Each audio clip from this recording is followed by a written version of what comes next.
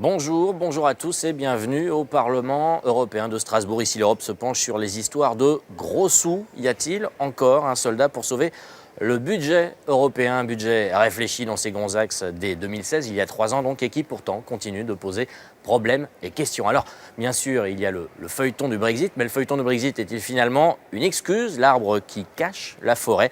Le prétexte à repousser l'échéance avant le grand marchandage, l'occasion de ne pas se demander finalement ce que l'Europe doit devenir, son identité ou sa stratégie. Par exemple, pour en parler, tenter de répondre en tout cas à ces deux questions, deux invités. Younous Omarjee est un député français, mais un député européen bien sûr, membre de la gauche unitaire européenne avec l'étiquette France Insoumise, dont vous êtes l'un des 6 représentants. Vous siégez au Parlement depuis 2012 et vous avez été vice-président de la Commission du développement et de la Commission des budgets. Voilà, président de la Commission du développement régional. On le comprendra très vite. Pour schématiser, vous demandez un peu plus d'Europe et un peu plus de sous. Voilà. Comme ça, au moins, on sait, les présentations sont faites. Face à vous, Monsieur Omarjee, Paolo Borchia, député italien Bonjour. De la Lega. Bonjour, ex-Ligue du Nord.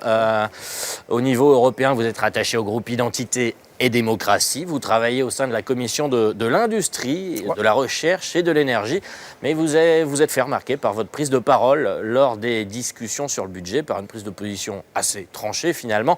Les propositions de la commission risqueraient, selon vous, de mettre les finances des pays contributeurs nets, la France, l'Italie, l'Allemagne, dans votre cas c'est l'Italie, encore plus en difficulté. Voilà, le problème est posé, on sait à qui on a affaire. Alors est-ce que réellement, en fait, on est autant en difficulté? Je le disais dans mon introduction, Monsieur Omarjee, le budget tel qu'il est conçu par la Commission et proposé par la présidence finlandaise ne vous plaît pas. Qu'est-ce que vous avez finalement à lui reprocher? C'est un budget qui manque d'ambition, mais souvent, ici à Bruxelles ou à Strasbourg, on manque d'ambition. C'est un budget qui n'est pas offensif politiquement.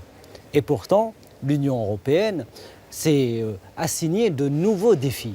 Mais encore faut-il se donner les moyens, et des moyens budgétaires, car je ne vois pas comment il sera possible, par exemple, de satisfaire à nos ambitions pour la lutte contre le changement climatique si nous n'avons pas des moyens en moins. Je ne vois pas comment il sera possible de réduire les fractures territoriales en Europe s'il n'y a pas des moyens en plus. Je ne vois pas comment il sera possible de répondre à tous les défis concernant l'agriculture s'il n'y a pas des budgets conséquents. Sauf que les chefs d'État, en réalité, ils n'ont pas le sens de l'intérêt général européen. C'est-à-dire tous ces chefs d'État qui nous font de grands discours sur l'Europe. On sort d'une campagne électorale. On a beaucoup parlé de valeurs. Ce sont tous ceux qui ont fait les plus grands discours sur une ambition européenne, sur la souveraineté européenne, qui sont ceux-là même qui, aujourd'hui, viennent couper dans les budgets pour donner à l'Europe la possibilité d'avoir ne serait-ce que des politiques qui soient efficaces. Je suis en charge de la politique régionale. C'est la politique qui permet les investissements dans les régions, qui permet de soutenir l'emploi, qui permet de réduire les fractures à l'échelle de l'Union européenne. Alors pourquoi couper dans ces fonds? On va y revenir. Alors un budget sans ambition, sans idée et sans gros sous, Monsieur Borchia, vous entendez alors vous, visiblement, ça vous fait sourire. Mais demain, je vais prendre un avion pour retourner en Italie. J'aurai besoin d'expliquer à mes électeurs parce qu'on devrait augmenter le budget. C'est-à-dire qu'en Italie, comme en France, on est en train de parler de contribuables nets. Donc, ça va être une augmentation des ressources données par notre État à Bruxelles. Moi, je partage des considérations de M. Omarjee, mais de toute façon, je pense qu'il faudrait mieux analyser certains aspects. Si on parle de changement climatique, moi, je suis d'accord, je suis sensible, mais il faut prendre en considération que l'Europe, ce n'est pas le premier facteur de pollution dans la Terre. Donc, c'est une raison pour pas bouger. Non, mais il faudrait avoir... C'est vite dit. C'est vite dit, parce que depuis la révolution industrielle, ce sont des vieilles nations européennes et, disons, occidentales, avec les États-Unis, qui ont le plus participé à la dette climatique et aux émissions de gaz à effet de serre. Et c'est l'ensemble des pays du monde qui, aujourd'hui, en paient le prix. Nous devons donner le meilleur exemple, être les meilleurs élèves dans la lutte contre le changement climatique. Mais s'agissant de l'Italie, je veux vous dire qu'au titre de la politique de cohésion, dont j'ai la responsabilité, l'Italie bénéficie de 40 milliards d'euros environ sur une programmation. Les régions italiennes, qui, pour certaines d'entre elles, les régions du Sud en particulier, sont, entre guillemets, encore en retard de développement, ont besoin de ces fonds. J'étais à Palerme, en Sicile, ce week-end. Qu'est-ce que j'ai entendu?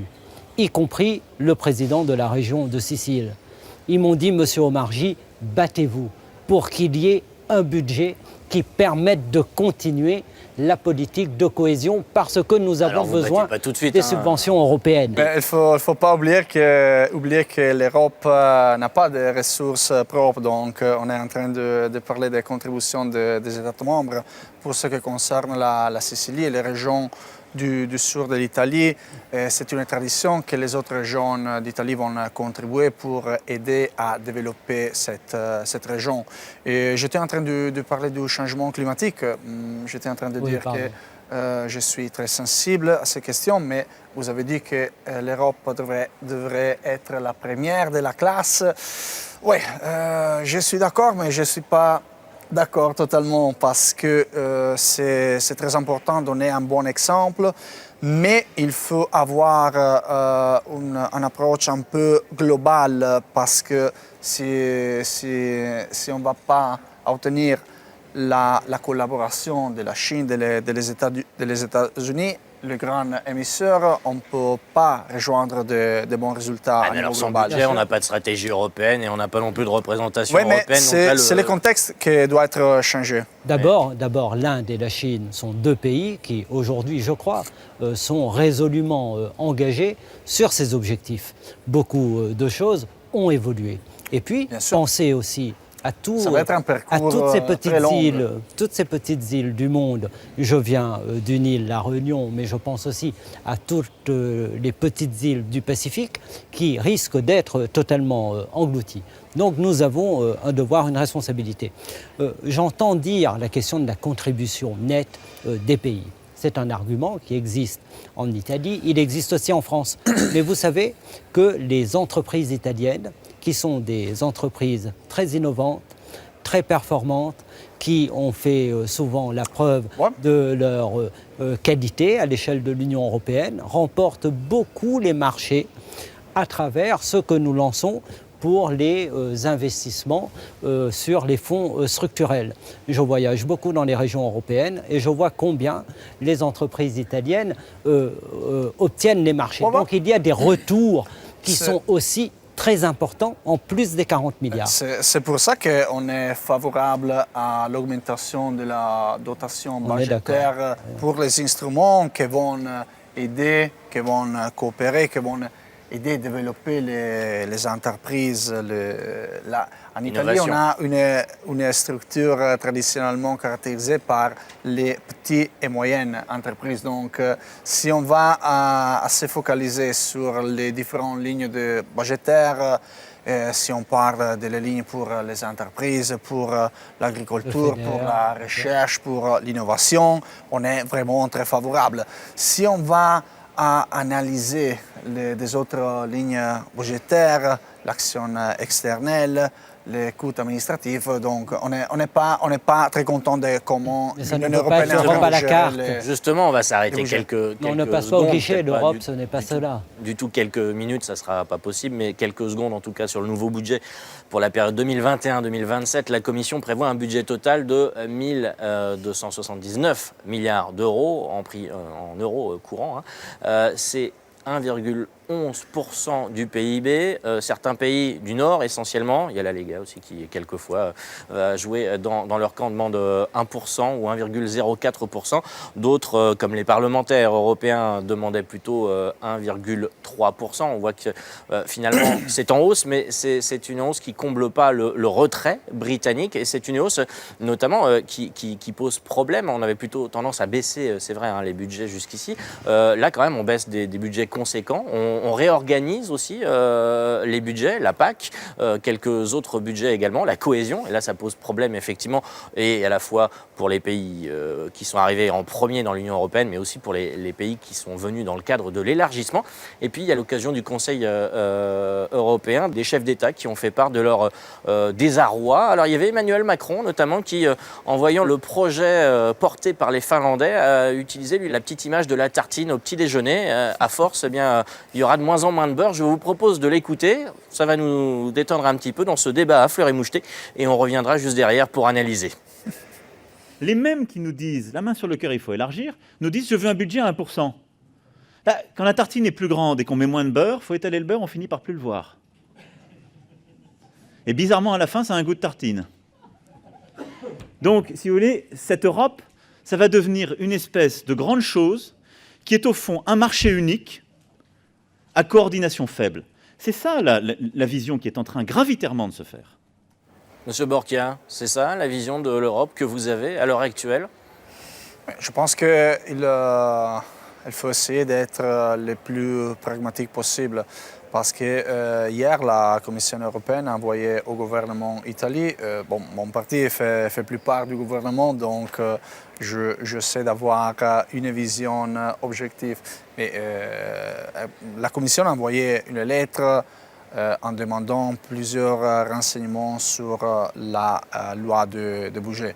Donc, c'est-à-dire que c'est vraiment très compliqué parce que ce n'est pas une époque historique très facile pour les finances publiques. Donc, il faudrait essayer de faire le mieux avec et dans le même les temps, ressources pour reprendre une thématique présidentielle chère à Emmanuel Macron. Et dans le même temps, dès qu'on a eu cette campagne électorale, on a beaucoup parlé de valeurs et d'objectifs, beaucoup d'objectifs. L'innovation, alors là, la recherche et l'innovation est en hausse dans le budget prévu, mais tout le monde sortait beaucoup de chiffres et d'objectifs, et il fallait revoir tout à la hausse. Et pourtant, là, au moment de négocier le budget, tout le monde est en train de regarder sa bourse et de se dire « Ah bah non, là, ça fait trop cher ». Est-ce que finalement, l'Europe ne va pas encore, à cause du Brexit d'ailleurs, en partie, se dire on va attendre le prochain budget? Ça fait quand même plusieurs budgets de transition. Avant, c'était la crise de 2008 qui avait empêché de se projeter.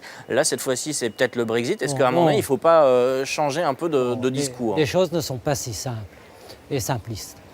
D'abord, déjà, sur le budget 2020, observer que beaucoup de politiques sont sacrifiées. Moins d'argent pour l'emploi des jeunes sur le budget 2020, moins d'argent pour la recherche, moins d'argent pour l'innovation. Mais ce que vous ne dites pas, c'est que dans cette construction du budget pour les 7 nouvelles années, vous avez de nouvelles politiques voulues par Emmanuel Macron, et en particulier la politique de défense. La grande affaire de cette nouvelle commission et du Conseil européen, c'est la création à terme d'une armée européenne et d'une défense européenne qui coûte des milliards et des milliards d'euros dans le budget 2020-2027, en même temps que nous avons à faire face au Brexit et en même temps que nous avons à porter d'autres nouvelles ambitions. Et pour financer tout ceci, alors il sacrifie les politiques auxquelles nous sommes attachés, la politique agricole commune et la politique de cohésion. Alors nous disons, vous voulez financer de nouvelles politiques que nous combattons, comme la politique de défense, mettez des moyens supplémentaires. Et il y a la question ouverte, soit d'une contribution supplémentaire des États, soit de ressources propres. Il est temps aujourd'hui pour l'Europe de pouvoir prélever des ressources propres pour financer son budget. Alors pour l'Union européenne, est-ce que finalement, cette question qui avait été portée par Emmanuel Macron d'une défense européenne, elle ne ressort pas à point nommé parce que très clairement, l'Europe est arrimée à l'OTAN, mais quelquefois l'OTAN file à l'anglaise pour le coup. Là, on est bien d'accord, on voit bien à quel point tout ça est absurde parce que la défense européenne qu'il souhaite construire, c'est une défense qui reste arrimée à l'OTAN. Donc ceci n'a pas de sens. En France actuellement, on se bat pour que les colis alimentaires qui financent les Restos du Cœur à travers le Fonds européen d'aide aux plus démunis continuent à être financés. Eh bien, nous préférons la lutte contre la pauvreté que le financement des lobbies de la guerre. Merci à vous deux d'avoir accepté de débattre avec des position assez tranchée, mais finalement un débat très poli. Merci à vous. Alors on a parlé de budget européen, mais on n'a pas parlé de manière très technique. Si jamais cela vous intéresse, voilà une des références en la matière. Ça s'appelle le budget de l'Union européenne. C'est écrit par Stéphane Sorel, qui connaît particulièrement bien ces questions de budget. Ça sort dans la collection Réflexe Europe. Et puis un dernier né, le système décisionnel de l'Union européenne, c'est Réflexe Europe aussi. Et c'est Serge Guillon qui l'a écrit. C'est une Bible. Alors, ce n'est pas forcément le livre qu'on lirait tous les soirs avant de s'endormir, mais c'est néanmoins une référence dès qu'il s'agit de parler d'Union européenne. Merci à vous deux d'avoir accepté de débattre sur notre plateau. Merci à vous de votre fidélité. Tout de suite, restez avec nous parce que tout de suite, de nouvelles informations sur France 24 et france24.com.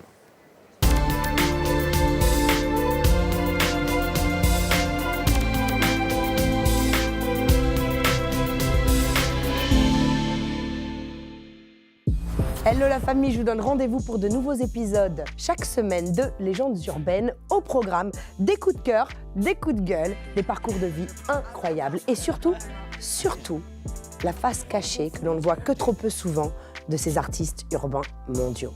En attendant, paix, amour, lumière sur vous, one love. Légendes urbaines, désormais sur France 24 et France24.com.